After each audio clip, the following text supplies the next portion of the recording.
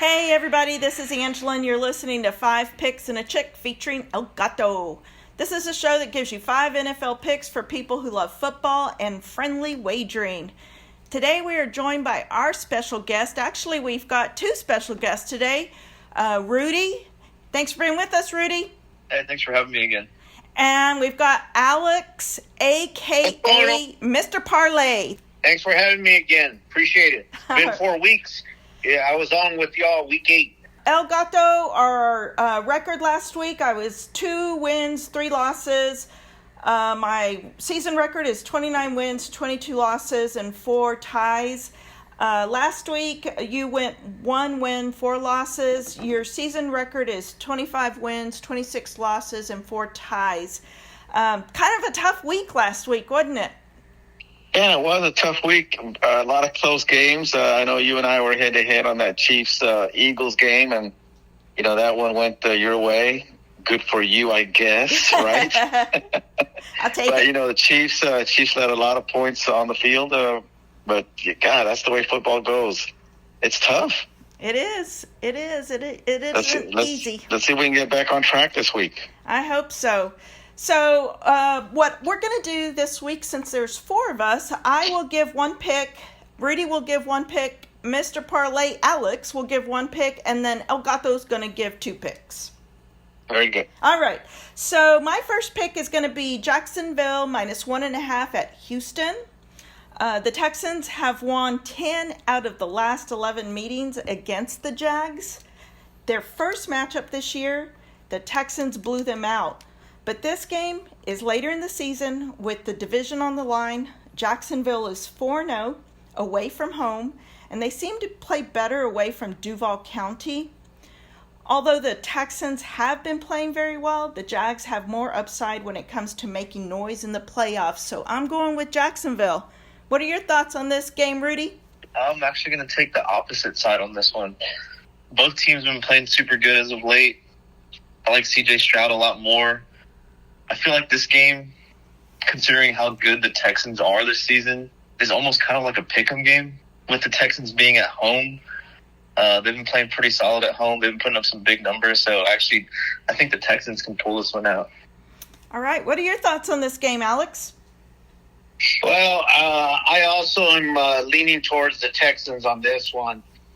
With Coach Ryans and the way he works his defense, I think Trevor Lawrence is going to have some challenges. I do understand the 4-0 record away from home for Jacksonville, but if you flip it on the Texans at home at being 4-1, and there's a lot at stake here. I mean, right now, if you took a look at the NFL, it's the playoff picture for the AFC right now.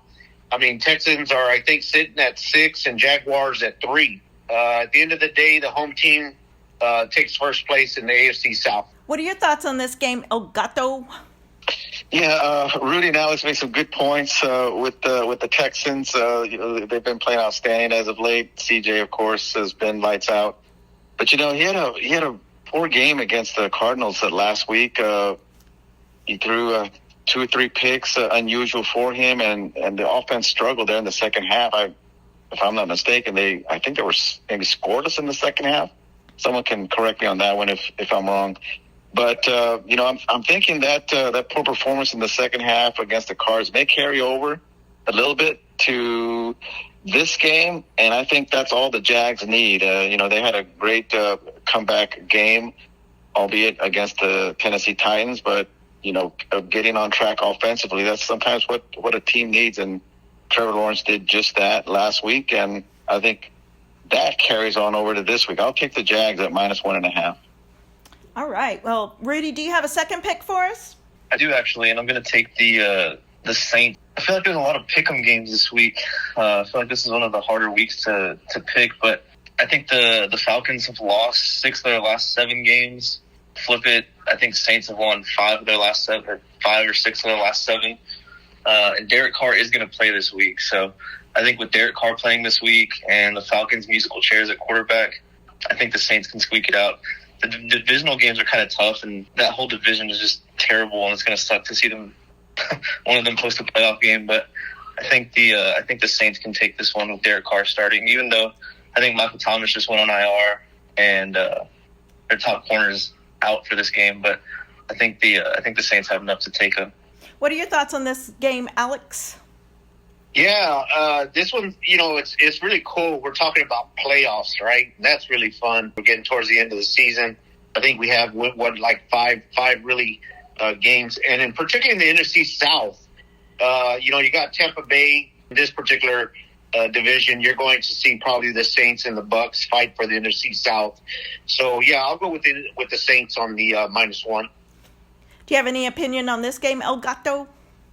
I do. I had a hard time, dissecting this one. It's hard to believe both teams, as far as the quality of football they've been playing, are in contention to make the playoffs. That's just the way that division is going. On this one, I'm going to go ahead and select the over at 42.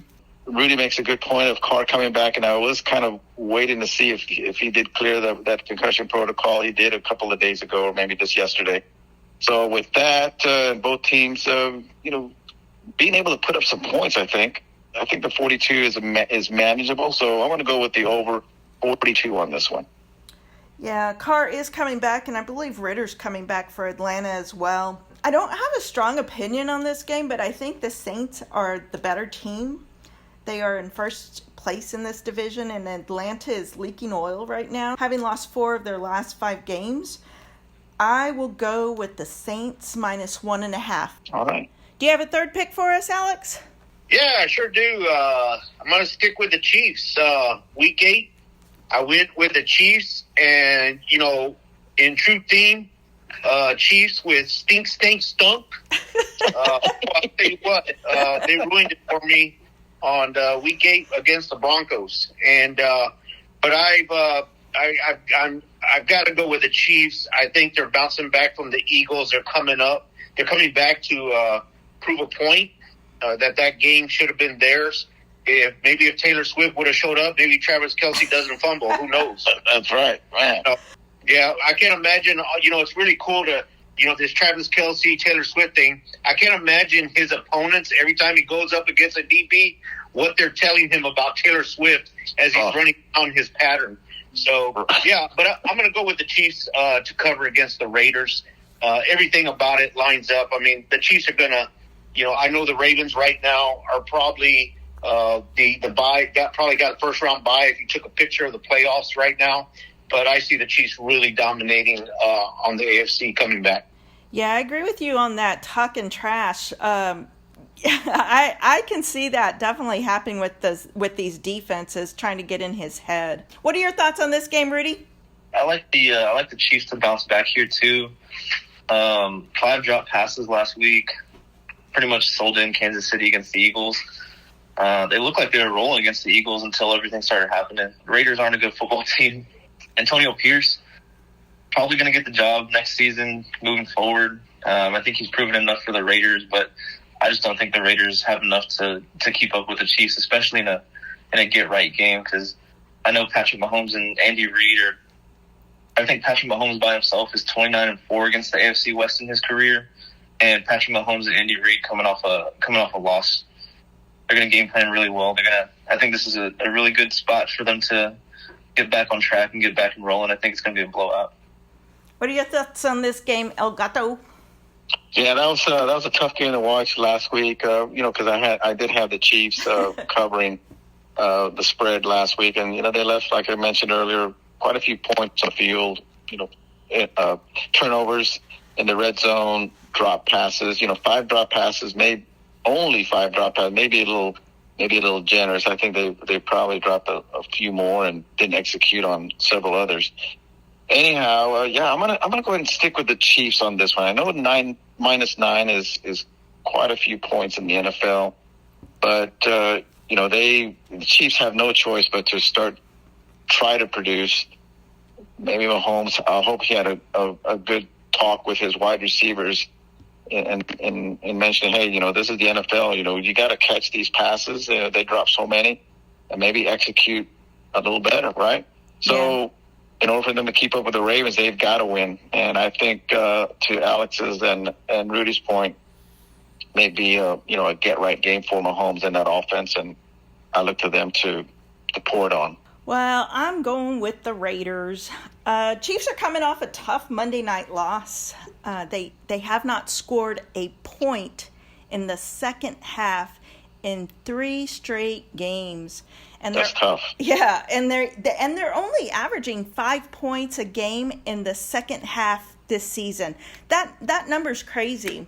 Although their defense is playing extremely well, there is definitely something wrong with their offense. So unless they get that right, I think the Raiders can cover. They may not win, but I think the Raiders can cover. Very good. Hey, Angela, you make that's a great observation, and the way you articulated that is spot on. These Chiefs, I think they have, over the season, one of the 26 drop passes, which means these receivers, it's hitting their hands. What's his name? Valdez-Scantling dropping that TD. The game against the Eagles. If you watch the Manning broadcast with Peyton and Eli, you just look at their nonverbals when he drops it. These are quarterbacks that are saying, "What are you doing? That ball hit your hands." But yeah, man, you got a good point there. Yeah, I think that pass El Gato might have been able to catch. What do you think, El Gato? Hey, I could have caught that maybe with one hand, okay? I see it happening. I just would have stretched my little paw out there, and it would have been in. I see that happening for sure. For sure. All right, El Gato, you have a 4th and 5th pick for us? Okay, the 4th pick, I'm going to go with Carolina and the Titans, and I'm going to go with the under at 36.5. And both offenses are just struggling to put some points or get some consistency going, especially the third down conversions. They're really poor on that. Titans got Levis, rookie, starting. Carolina got Bryson starting, also a rookie. I think both teams in this game, although they're pretty much, let's just say they're out of the playoff picture. They're just trying to finish up the season. But I think they're going to rely on the run game, both sides. And that's going to limit possessions, which I hope, at least my thesis is that then produces less opportunities for scoring. I'm hoping for a lot of field goals in this game to keep it under 36.5, but that's the way I see it. A lot of running, not taking a whole bunch of chances, and a low-scoring game. What are your thoughts on this game, Rudy? Yeah, I don't see this game going very high either. Panthers, of course, by no means ready for anything prime time. Titans, same thing. Will Levis had that real good first game, and then came back to earth pretty quick. Bryce Young, it's hard to label him a bust this early, but I feel like that conversation has to be had for sure. There's no improvement in that offense. There's no improvement in the team whatsoever. I think Frank Wright, I think he's a good coach. I just think he's in a bad system right now. Panthers have a weak run defense. Titans have a good run offense normally. I think they're going to lean heavily on that, but I think this is going to be a really, really low-scoring game. I think Bryce Young had maybe 146 passing yards last game as a total, which is kind of crazy considering most quarterbacks can get that, in a quarter or a half right now. So this is going to be I see this being a really, really low-scoring game also. What are your thoughts on this game, Alex? No team's going nowhere, right? Both teams are last in their divisions. Carolina winless on the road. The differential combined is a negative 158. Over, under, I'll stick to the under. Even though there's no defenses, you got to have an offense still, and neither one has an offense. So, I'll stick to the under and see a lot of field goals probably in this game. I need Derrick Henry to do good for fantasy. Go, Derrick Henry. Wait something, right? A bonus pick, Derrick Henry. Over there it is. There it is. Well, I really don't have an opinion on the over-under in this game, so I'm going to take Tennessee minus 3.5. Every podcast I talk about Bryce Young, and I'm rooting for this guy to do well. I don't know why I'm rooting for him so much to do well, but it's hard to execute when you have no O-line, and that's a problem. So until they correct that, he's not going to do well. He can't do it by himself. So that's just my little podcast thing on Bryce Young, but I'm still going with Tennessee minus 3.5. This is the first home game in a month for Tennessee, which is where their last win was. The 1-win Panthers are coming into town. It should be a good recipe for Tennessee to get back on track. So I'm going with Tennessee minus 3.5. All right. What about a fifth pick, El Gato? My pick is Ravens at Chargers. Ravens at -3.5. They're leading the Ravens. I'm saying the AFC, currently the number 1 seed. I think Alex mentioned that earlier. I think they're going to continue with that momentum. I know it's a road game on the West Coast, and the Chargers have come off 2 tough losses, the 2 losses that they've had by combined 6 points, certainly less than a touchdown. And I think the Ravens are just going to, continue dominating on the defensive front and hold the Chargers minimally offensively, trying to run the ball. And of course, the defensive backs for the Ravens also solid. I think the Chargers are going to have some difficulty, scoring the ball. I think they're going to be able to move it, from the 20 to the 20, that sweet spot, but have a tough time putting it in the end zone. And I think that the Ravens are going to continue offensively running the ball. Jackson's going to continue managing the game, hitting some key third downs and putting the ball in the end zone. I think the Ravens continue to roll. -3.5 Ravens. What are your thoughts on this game, Rudy? Yeah, I also like the Ravens in this game. I really like the Chargers. I like Justin Herbert. Justin Herbert's a super good dude to root for, but I think the Ravens have probably, if not the best team in the NFL, probably one of the top 3 teams in the NFL as a whole. They've definitely had the best defense overall this season. They're suffocating some people, and it also doesn't help opposing teams when they're scoring, 30 plus in the last 5 games. So Lamar Jackson, he's made strides as a passer, not just a running back anymore. And he looks really good. The offense looks good. OBJ, I think he has a touchdown in 2 or 3 straight games. So he's slowly returning to form. He looks really, really good again. He's a boost for that offense, but it sucks. The Chargers have such a good team. Their defense should be good on paper. Their offense is always pretty decent. Again, for fantasy, Keenan Allen's holding my team up this season. All right. But it sucks the Chargers are doing so bad because they have such a good team. But I think the Ravens can definitely cover that 3.5 with how good their offense is and how good their defense is. What are your thoughts on this game, Alex? Well, you got the AFC West out there. Chiefs at 7-3, Broncos at 5-5, Raiders at 5-6, and Chargers at 4-6. Ravens going to come up and clean house for Sunday fun day to close it out. That's a night game Sunday, I think. Boy, I tell you, Brett Staley, he's going to be singing "He's a Mean One," Mr. French, to his general manager when they fire him after this game. So Justin Herbert, all those guys, they're going to try their best to get into that wild card. But at the end of the day, I see the Ravens winning, Chargers taking another loss, and pretty much wrapping up their season after this week. Well, I think Jackson is going to be no action this game. I'm taking the Chargers. This is a must-win for the Chargers if they want to have any shot at the playoffs. They had won 2 in a row before they lost last-second field goals in their last 2 games. This should be a shootout. Give me the home dog.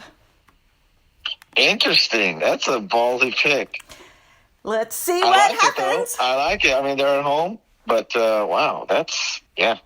You're right about losing 2 tough games. Maybe they turn it around. Who knows? I hope so. We'll see what happens. Yeah. The Grinch will still come visit Staley. Regardless. That'll be interesting. Yeah, to Rudy's point earlier, those Chargers, they're good on paper. They're an outstanding team offensively. You would think they'd just be able to outscore these other teams because, it's hard to keep up score for score in the NFL. You would just think the Chargers, with what they've got offensively, could just put the ball in the end zone about every other possession. But, they've lost some tough ones. So we'll see what happens this one.